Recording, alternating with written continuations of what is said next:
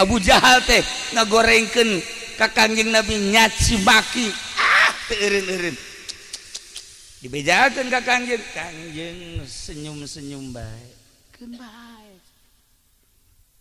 itu ciptaan Allah nyaci maki ka kulanang Allah kula diciptakeun ku Gusti Allah erek titah ku Gusti Allah titah tablik ku Gusti Allah atuh mangga bae mangga teu masalah tah urang yang bisa kitu tah hayang bisa kitu ngeunaheun urang mah pan lain urang mah nyeri huntu biasa aing diteluh ku tatangga ye naon hubunganna huntu jeung teluh heran aing mah nyeri huntu bae kudu kateluh-teluh Haji Pendi geus teu daya teu upaya pan kuari kieu bae ditoelan ku pamajikan ge geus